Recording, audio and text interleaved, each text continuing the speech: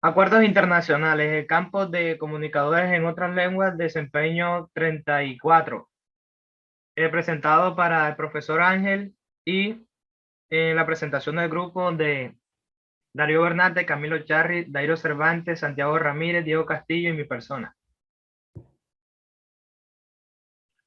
Sierra Leona. Bueno, en lugar del acuerdo que se hizo en Sierra Leona fue en Abidjan y Lomé. La duración fue de 8 años, el inicio en 1994, el 30 de noviembre de 1996 fue la fecha de la firma. Bueno, el primer acuerdo de paz en Abidjan se firmó entre el CLPP y el RUF para hallar una solución a la guerra civil. Bueno, las primeras negociaciones comenzaron en mayo de 1996, pero en 1997 las Fuerzas Armadas Revolucionarias dieron un golpe militar que puso fin al acuerdo de Abidjan. El segundo y el último acuerdo fue en 1997, el 7 de julio en Lomé, que entre el gobierno de Sierra Leona y el Grupo Armado de Oposición Frente Revolucionario Unido, FRU. Siguiente. Bueno, las causas del proceso. Bueno, el proceso estipula que los prisioneros de guerra y todos los no combatientes serán liberados por las dos partes.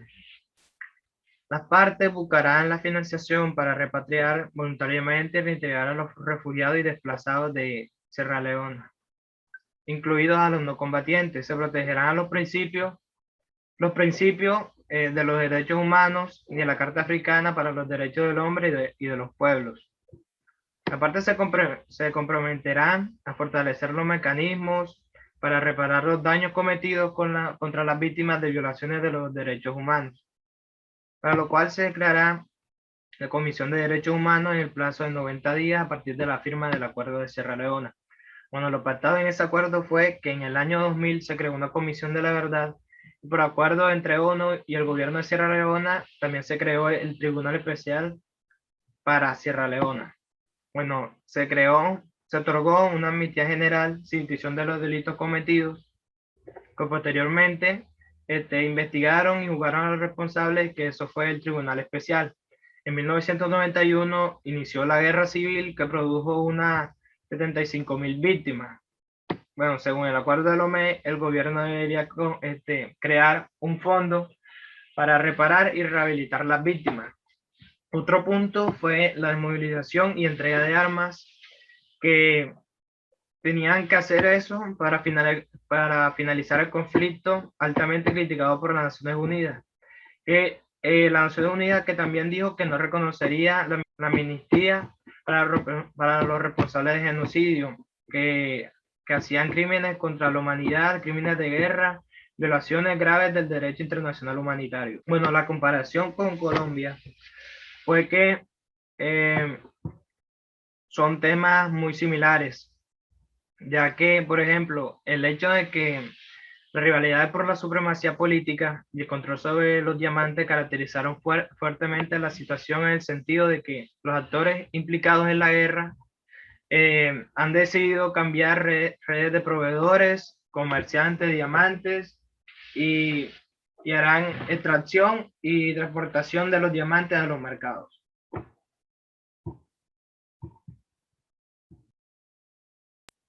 Nicaragua. En el marco de los acuerdos de paz de Centroamérica, Nicaragua los suscribe en mayo de 1985 con el movimiento indígena armado, y en 1988 se concretan dichos acuerdos con los partidos opositores al gobierno y de forma simultánea con la resistencia nicaragüense. ¿Sigue? En el marco de los acuerdos de paz en Centroamérica, Nicaragua los suscribe en mayo de 1985 con el movimiento indígena armado. Pues. Hablar del proceso de paz en Nicaragua necesariamente implica ver su contexto en el marco de su revolución popular sandinista o revolución nicaragüense protagonizada por la Frente Sandinista de la Liberación Nacional FSLN en 1979, con apoyo de países latinoamericanos, Cuba y Venezuela, entre otros. Incluso por la extinta URSS, todo el cual puso fin a la dictadura de la familia Somoza, quienes a su vez eran apoyados por el Estados Unidos. El resultado fue el derrocamiento del presidente Anastasio Somoza Debayle, sustituido por un gobierno democrático y de izquierda. Esto, pues, lo que podemos concluir de de procesos de paz de Colombia y de Nicaragua es que son objetos de estudio. En esta ocasión podemos detallar que las similitudes entre estos dos países, que al parecer no tienen ninguna relación por las diferentes culturas, políticas, situaciones geográficas y etcétera. Encontramos entonces que ambos países se encontraban en un conflicto armado donde grupos al margen de la ley, sobre todo provenientes del campesinado, se alzaron con armas contra un Estado opresor y en vez del diálogo decidieron la violencia. Es entonces que después de un trayecto de conflictos se lleva a cabo un proceso de paz claramente en diferentes épocas para cada país a resaltar. Podemos decir que uno de los principales puntos en cada uno de estos procesos de paz fue disolver esos grupos armados dándoles oportunidades en proyectos agrarios de estudio para los combatientes y de restauración de tierras para los afectados que fueron su gran mayoría civiles que no tienen nada que ver por sus olas de violencia en cada país. Y pues en cada país también podemos resaltar que existen ciertas células rebeldes que se negaron a desmovilizarse y por tanto aún figuran como grupos armados al margen de la ley. Pero obviamente pues ya estos son una minoría de las guerrillas distintas en cada país y en cada parte del mundo. Bueno, el Acuerdo de Paz de El Salvador. El Salvador vivió una etapa de la historia jamás vista, una guerra civil prolongada y sangrienta, que dejó resultado miles de muertes y el estancamiento del desarrollo económico. También dejó destrucción de la infraestructura y la migración de miles de salvadoreños que abandonaron el país. Para 1979, la brecha entre ricos y pobres era abismal. Estamos hablando que el 10% de la población disfrutaba del 80% del recurso del país, generando desigualdad.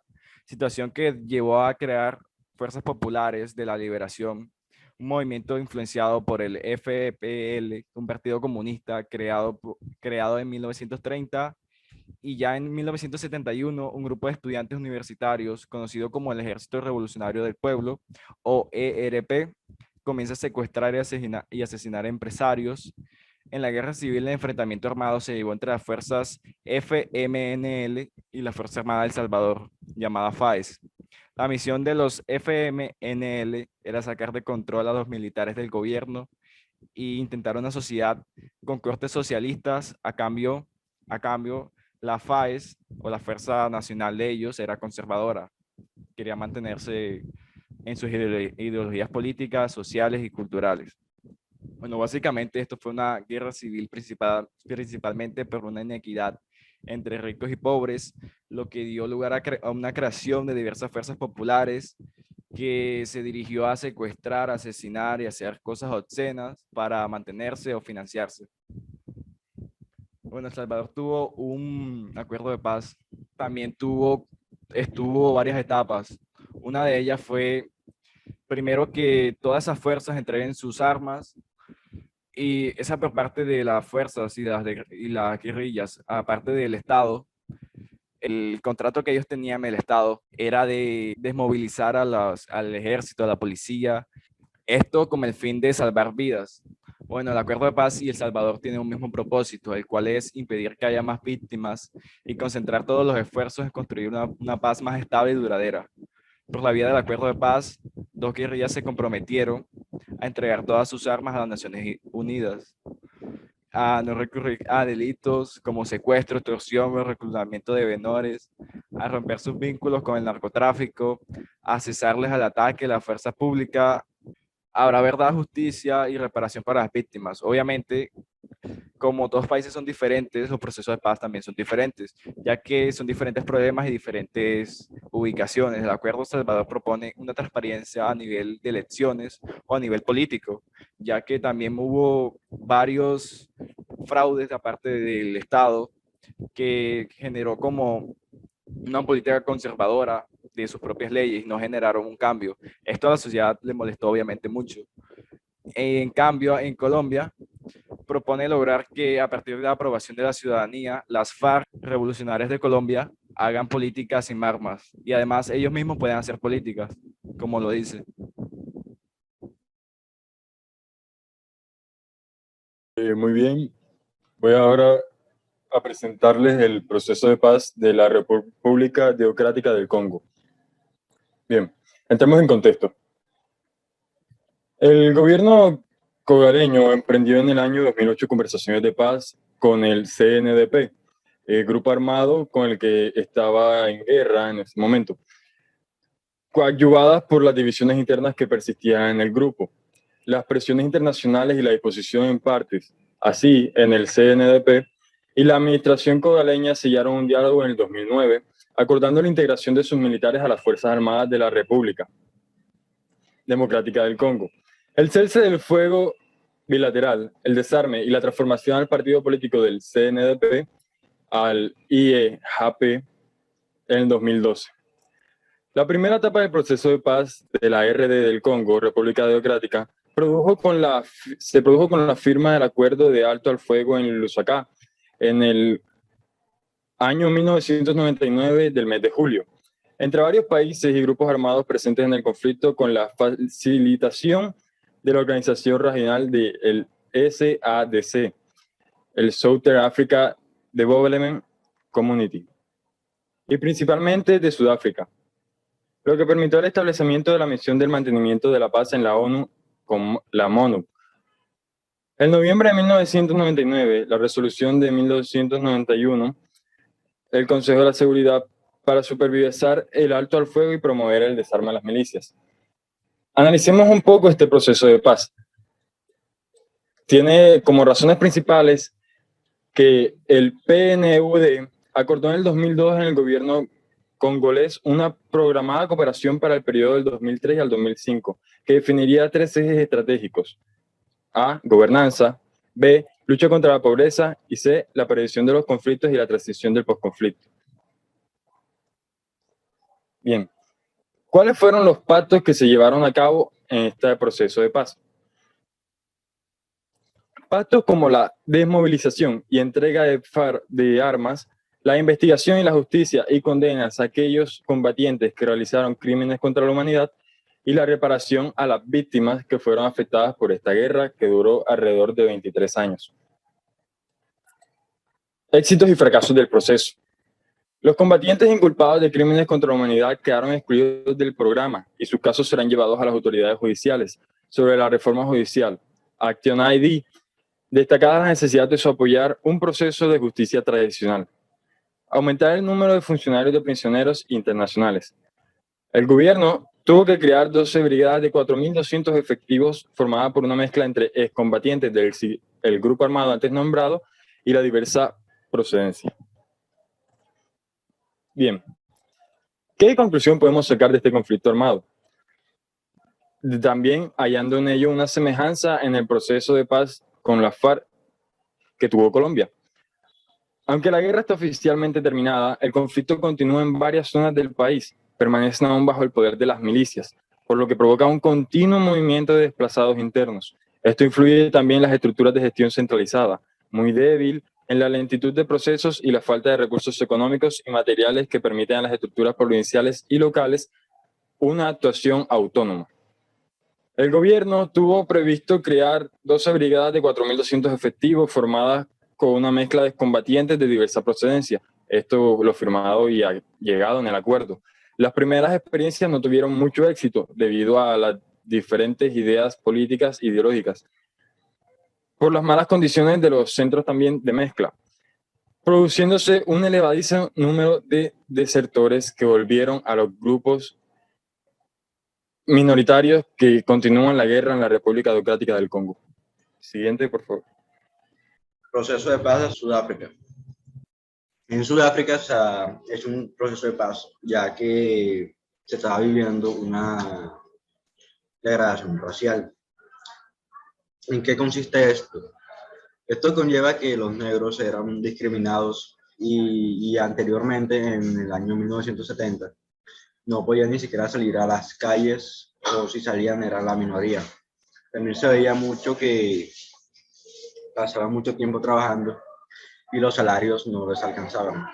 Después de esto, un partido político comandado principalmente por Nelson Mandela, el cual logró un tratado a pesar de esto, fue encarcelado por, entre comillas, difamación y conspiración contra el gobierno.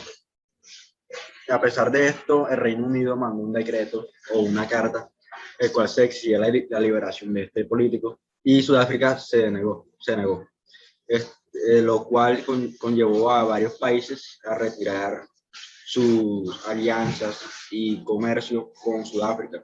Esto lo que hizo fue que Sudáfrica decayera en gran nivel, ya sea su comercio y su estilo de vida. Lo siguiente que sigue es que es cuando se forma el Tratado de Paz, que es un tratado muy bien hecho, que tiene varios puntos y tiene algo que el Tratado de Paz de Colombia no tiene, ya que ellos se dieron cuenta que la paz es algo muy poco a poco y no algo apresurado. En este Tratado de Paz se llevan a cabo varios derechos para las personas negras, que son el 70% de la población de Sudáfrica. Gracias a esto se logró la paz y en Colombia hay varias cosas que con su decreto de paz no tiene con lo de Sudáfrica. Principalmente en Colombia se hizo el Tratado de Paz y se descuidaron mucho a las víctimas como a los victimarios. Por ejemplo, hoy en día los victimarios que ya se están integrando a la sociedad y se están, digamos de esta forma, remediando sus errores, están siendo perseguidos y asesinados por personas o grupos organizados al margen de la ley. Esto tiene sin cuidado al gobierno y lo cual es algo muy importante con el Tratado de Paz de Colombia, porque hay que proteger tanto a las dos, a tanto víctimas como victimarios. En Sudáfrica se tuvieron en cuenta tanto víctimas como victimarios. Los victimarios son las personas que ejercían el poder y anteriormente los negros no podían votar. Gracias a esto ahora sí pueden y se tienen en cuenta tanto víctimas como victimarios. También hay que tener en cuenta que cuando se divide la FARC, varios frentes son rebeldes y se crean pequeñas células en las cuales se unieron a otros grupos guerrilleros al margen de la ley. Lo cual es que son completamente dos cosas diferentes. Sudáfrica con Colombia, porque Colombia se enfrentaba a una guerrilla, y Sudáfrica con un sistema social, con un problema social, perdón, el cual llevaba a la raza negra a, digamos así, como una esclavitud más que todo. Y gracias a este personaje, Nelson Mandela, se pudo remediar el error. Bueno, nosotros leímos respuesta para darle respuesta al desempeño completo de que es investigar el conflicto armado interno, de cómo ha afectado el contexto social del estudiante. Bueno, en mi parte, el conflicto armado afecta al estudiante de una manera que pueden ser asesinados, secuestrados o reclutados por los grupos armados ilegales. El resultado es que el conflicto obstaculiza el progreso de la educación, agrava la desigualdad a nivel nacional. Al igual que la brecha educativa, el resultado es un ciclo de violencia y aumento de la desigualdad. ¿Cómo afecta el conflicto armado a los estudiantes? A esta pregunta yo le di esta respuesta, que a pesar de muchos problemas a nosotros los estudiantes, a la hora de salir, ya se va de colegios, universidades, eventos, podemos estar poniendo nuestra vida en riesgo y peligrando de ser secuestrados por unirnos en grupos armados, ser asesinados, violados o que afecten la integridad de nuestra familia o pedir rescate. Pero principalmente porque los alumnos somos jóvenes y afecta nuestra convivencia y no nos deja disfrutar con los amigos y además esto crea un ambiente hostil e inseguro. Pero también podemos hablar de los peligros de la soledad en la vida social de los alumnos de primaria y preescolar. Esto conlleva que estamos viviendo una sociedad que una persona por tener, digamos, 15, 14 años sale a la calle, puede estar en peligro por ser asesinado, llevados por grupos armados, ir a una fiesta, a un evento. Podemos estar peligrando nuestras vidas por este simple hecho. Bien, mi nombre es Dairo Cervantes y vengo a responder la pregunta problema ¿Cómo afecta el conflicto armado al estudiante en Colombia? Mientras el conflicto armado en Colombia se agrava, empeoran las condiciones educativas. Miles de años y jóvenes no acceden a la educación, pero no solo causa a la violencia, sino la deficiencia que está en el propio sistema educativo. Un ejemplo de esto sería que más de 150 millones de niños y adolescentes no tienen acceso a educación regular por culpa de la guerra. La guerra les impide llevar una vida normal, no pueden ir a clase de forma regular y eso afecta a su futuro. En los países en conflicto, los colegios y universidades se han convertido en objetivo de los ataques, lo cual también puede derivar en problemas psicológicos y contra la integridad humana. En general, el conflicto armado en Colombia ha afectado al país en general, afectando indirectamente a la educación con casos como la economía. También afecta indirectamente a las situaciones sociales, por ejemplo, a los recuerdos de víctimas, también a los padres que han sido desplazados, afectan mucho a sus hijos.